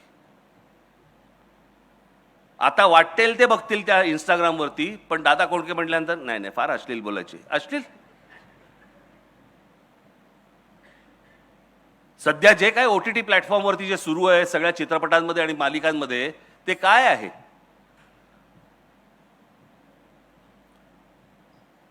परंतु संपूर्ण हिंदी चित्रपट सृष्टीला देखील भुरळ घालणारा माणूस हा एकमेव माणूस होता. मी स्वतः बघितलेलं आहे. मी तुम्हाला सांगतो, आमच्या बांद्र्याच्या कला मंदिरमध्ये एकदा मी त्यांचा चित्रपट पाहायला गेलो होतो. आणि पुढे तो बॉक्स होता. बॉक्समध्ये आम्ही 4 जण होतो. बॉक्स काहीतरी एक 20चा बॉक्स होता. आम्ही 4 जण होतो. पुढचे 16 जण हे सगळे गुजराती होते आणि करून हसत होते. दादा कोंडकेंच्या चित्रपटाला आले होते. त्यांना समजतंय, ते येत आहेत, ते पाहतायत. आमच्या लोकांचं त्यांना फार महत्त्व. आम्ही विसरून गेलो. पुढे दादा कोंडकेंच्या नावाने काय आहे महाराष्ट्रामध्ये? एक तरी वास्तू आहे, एक तरी रस्ता आहे, एक तरी चौक आहे. काही नाही आमच्याकडे. निळू भाऊंच्या नावाने काय आहे? एक कुठेतरी एका रेस्टॉरंटमध्ये मी बघितलं, एक आमच्या जवळचे आहेत त्यांच्याकडे विचारांकडे ते निळू भाऊ एका झोपाळ्यावरती बसले, त्यांच्या रेस्टॉरंटमध्ये त्यांनी ठेवले. ते पुसतात त्यांना. पण निळू भाऊंच्या नावाने काय? काही नाही आमच्याकडे. नूतन. पुढे जा, पुढे जा. आशुतोष गोवारीकर, पहिला मराठी माणूस ज्याचा चित्रपट ऑस्कर नॉमिनेशन त्याला मिळालं. Oscar nomination. एक दिग्दर्शक, मराठी दिग्दर्शक.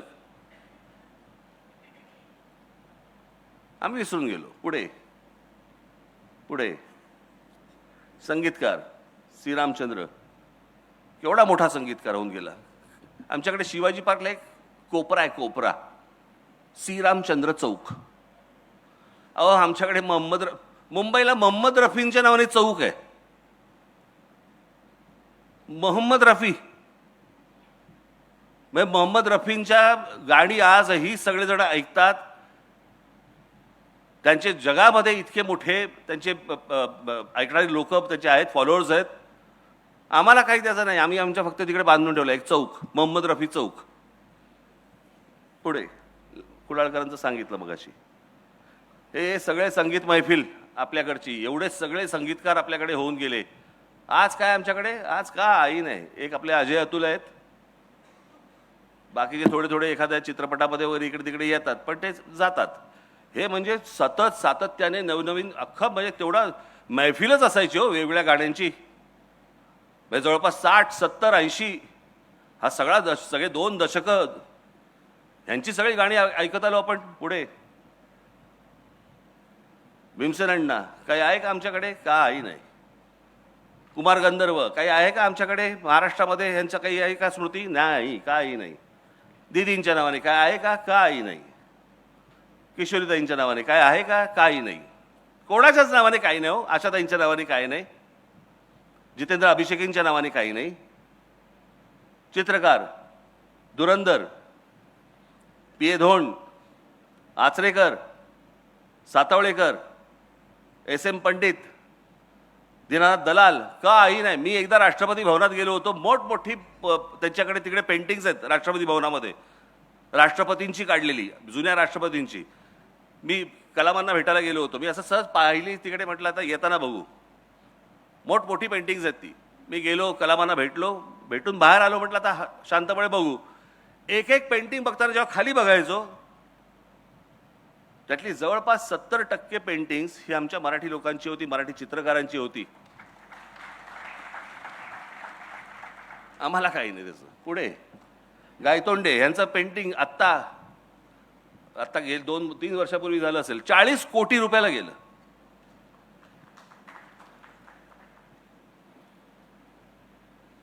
बाबूराव सडवेलकर, रवी परांजपे, इथे आमच्याकडे पुण्यामध्येच प्रचंड मोठा माणूस, प्रचंड मोठा चित्रकार.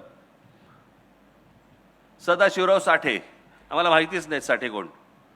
गेटवे ऑफ इंडियावरती अनेक पुतळे आहेत असे, पण गेटवे ऑफ इंडियावरती जो महाराजांचा जो पुतळा आहे, अश्वारूढ पुतळा, तो साठेंनी उभा केलाय. हे त्याचे शिल्पकार. पुढे जा. राम सुतार, आता गंमत सांगतो. राम सुतार प्रचंड मोठा शिल्पकार. किती मोठा? यांनी बनवलेल्या वल्लभभाई पटेलांच्या पुतळ्यावरती तो पुतळा चीनमध्ये गेला. चीनमध्ये तो प्रचंड मोठा पुतळा त्या पुतळ्यावरनं बनवला. आणि जो आता गुजरातमध्ये वल्लभभाई पटेलांचा पुतळा जो आहे ना, तो मूळ पुतळा राम सुतारांचा. आम्हाला माहित नाही. आम्ही जातोय तिकडे पुतळे बघतोय. वा वा छान, चला. उद्योग. शंतराव किर्लोस्कर, पुणा. गरवारे इथेच. दाजी काका गाडगीळ, चितळे. एस एच केळकर म्हणजे जगभरामधली अनेक जी परफ्युम्स येतात तुम्हाला आज आपण वापरतो, याचा जो अर्क जातो ना अनेक ठिकाणचा, तो एस एच केळकरांकडनं जातो. मोठमोठ्या परफ्युम्सचा, मोठमोठ्या ते काय ज्या असतात त्या सुगंधी गोष्टी. वजेपण. बीजी शिर्के आमच्या इथलेच. हे सिपोरेक्स ज्या इमारती ज्या उभ्या राहत आहेत त्याच्या ज्या विटा आहेत सिपोरेक्सच्या, हे आमचे शिर्के. हे केशव पेंढारकर म्हणजे कोण आमचे? आम्ही तो फक्त आमचा रामदेव बाबा बघतो, अप्पर डिप्पर मारलेला.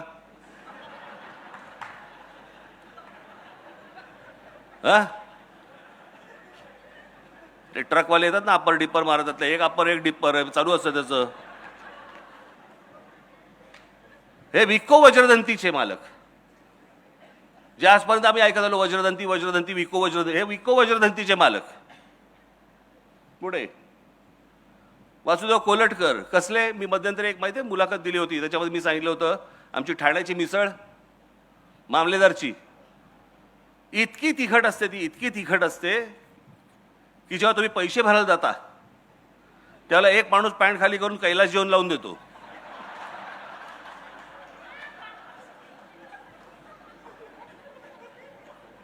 ते कैलास जेवण बनवणारे हे कोलटकर. पुढे जयंत साळगावकर. कॅलेंडर हे घराघरामध्ये वेगवेगळ्या भाषांमध्ये आणणं हे जयंतरावांनी केलं. केसरी पाटील. मराठी माणसाला जग दाखवलं. ही ती माणसं. केसरी टूर्स अँड ट्रॅव्हल्स. आणि हे राजा पाटील, राजा राणी ट्रॅव्हल्स, दोघे भाऊ, सख्खे भाऊ. सुभाष दांडेकर. आज पण पूर्वीपासून आजपर्यंत तुम्ही शाळेमधली मुलं कोणता कंपास बॉक्स वापरतात? कॅमलिनचा वापरतात. ते कॅमलिनचे जे मालक आहेत ते सुभाष दांडेकर. जे आजपर्यंत सगळे चित्रकार जे रंग वापरत आले ते कॅमलिनचे रंग वापरत आले. जे आजपर्यंत सगळ्यांचे ब्रश आणि पेन्सिल वापरत आले ते दांडेकर, हे सुभाष दांडेकर, हे कॅमलिनचे वापरत आले. हे आमचे सुभाष दांडेकर. आम्हाला नाही माहिती त्यांच्या नावाने काही आहे का महाराष्ट्रामध्ये? काही नाही. पुढे बाबा कल्याणी इथलेच. राजीव सामंत यांनी वाईनच्या व्यवसायामध्ये इतकी मोठी भरारी केली जगामध्ये. यांची सुलाच ना, सुला वाईन्स. अनेक लोक आज वाईन क्षेत्रामध्ये वाईनरीजमध्ये आहेत, अनेक जण आहेत, परंतु वाईन हे मोठं केलं सगळं प्रकरण हे राजू सामंत यांनी. पुढे आनंद देशपांडे, विठ्ठल कामत, रवी पंडित, बराबर पुढे जा रे, विष्णुदास भावे, राम गणेश गडकरी, बालगंधर्व, केशवराव भोसले, वसंत कानेटकर, तेंडुलकरांची एक गोष्ट तुम्हाला सांगतो. शेवट जाता आता फक्त एक तुम्हाला गोष्ट सांगतो, बाकी राहू देत सगळे. मला जावेद अख्तरांनी सांगितलेली गोष्ट सांगतो तुम्हाला. मला जावेद अख्तरांनी मला सांगितलं की म्हणे आम्ही उत्तर प्रदेशमधले, खरं तर मध्य प्रदेश उत्तर प्रदेशचे, म्हणजे आमच्याकडे आम्ही सगळेजण नाटक बिटक, आमच्याकडचं साहित्य, काव्य बिव्य, शेर, आम्ही सगळे त्याच्यामध्ये मशगूल. म्हणे काय आमच्याकडचं साहित्य आणि काय आमच्याकडच्या गोष्टी आणि काय ह्याच्यामध्येच आम्ही होतो. त्या तारुण्यामध्ये मी ते सगळं घेऊन की आम्ही कोण आहोत, आम्ही कोणतरी आहोत असं घेऊन म्हणे आम्ही महाराष्ट्रामध्ये आलो. महाराष्ट्रात आल्यानंतर काही दिवसांनी म्हणे माझ्या इथे ओळखी झाल्या, काही मित्र मला भेटले, काही त्यातले मित्र माझे मराठी होते म्हणे. आणि त्या मित्रांना मी भेटलो आणि भेटल्यावर त्यांनी मला सांगितलं चला एका नाटकाला घेऊन जातो तुला, मराठी नाटकाला. तुला कोणतं नाटक? ते म्हणे काय ते शांतता कोर्ट चालू आहे. आणि म्हणे मी ते बघायला गेलो. हे त्यांचं वाक्य सांगतो, मी ते नाटक पाहिलं आणि त्या क्षणाला मला असं वाटलं मी थोबाडीत मारून घ्यावी. की आम्ही ज्या भ्रमात होतो की आमच्याकडचं उत्तरेकडचं आमचं नाटक आणि काव्य आणि सगळ्या गोष्टी इतक्या प्रचंड ताकदीच्या आहेत, हे नाटक पाहिल्यावरती आमच्या लक्षात आलं की आम्ही कुठे आहोत आणि हे महाराष्ट्र कुठे आहे, मराठी लोक कुठे आहेत. हे बाहेरच्यांना जाणवतंय महाराष्ट्राचं महत्व, महाराष्ट्राला कधी जाणवणार आहे? तुम्हाला कधी कळणार आहे आपण कोण आहोत, आपल्याकडे काय आहे, आपल्याकडे काय ताकद, आपले पूर्वज काय बोलून गेले. हे आपले पूर्वजच. या लोकांनी इतक्या खस्ता खाल्ल्या, इतकी तपश्चर्या केली, इतक्या गोष्टी केल्यात या महाराष्ट्रासाठी, ज्याचं या महाराष्ट्राला शून्य कौतुक आहे. आणि आम्हाला काही त्याच्याशी देणं घेणं नाहीच. आम्ही सहज दुसऱ्याशी सहज हिंदीमध्ये बोलायला लागतो. माझं तुम्हाला फक्त सांगणं आहे आज, बाकी सगळं सोडून द्या. सगळ्या गोष्टी होत राहतील, आम्ही त्या सगळ्या गोष्टी करत राहू. महाराष्ट्रामधल्या मराठी माणसांनी फक्त मराठीमध्ये बोलावं, समोरचा हिंदीत बोलला तरी चालेल.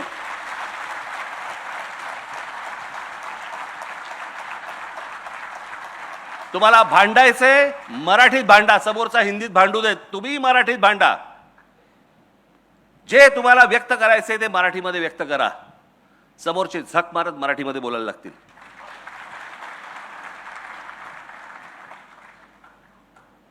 आज मला मराठी बोलणारा महाराष्ट्र हा माझ्या स्वप्नातला महाराष्ट्र आहे, हा माझ्या मनातला महाराष्ट्र आहे. एकदा तुम्ही भाषेवरती जर समजा टणक राहिलात आणि कडक राहिलात, बाकीच्या गोष्टी आपोआप घडतील. माझी तुम्हाला हात जोडून सगळ्यांना विनंती आहे, तुम्ही इथे जमलेल्या सर्वांना आणि इथे माझे प्रसार माध्यमाचे लोक जे आले असतील त्यांच्या मार्फत जे महाराष्ट्रामध्ये जे कोणी लोक बघत असतील, ऐकत असतील, त्या सर्वांना माझं सांगणं आहे, जिथे कुठे जाल, जिथे कुठे बोलाल, ज्यांच्याशी कोणाशी बोलाल, समोरचा मराठी असो अमराठी असो, कोणी म्हणजे कुणी असू देता मराठी, तुम्ही सगळेजण त्याच्याशी मराठीमध्ये बोलावं एवढी फक्त हात जोडून विनंती करतो. आज रोहितराव मला तुम्ही आज इथे बोलवलं, मला माहिती नाही मी किती वेळ बोललो, बोलण्याच्या ओघात जरा जास्ती बोललो असेल, परंतु समजून घ्या माझं म्हणणं काय आहे ते. आणि त्याप्रमाणे मला असं वाटतं याच्या पुढचा महाराष्ट्र आपण सगळेजण घडू ही एक इच्छा व्यक्त करतो आणि आपण सर्वांची मी रजा घेतो. धन्यवाद. जय हिंद, जय महाराष्ट्र.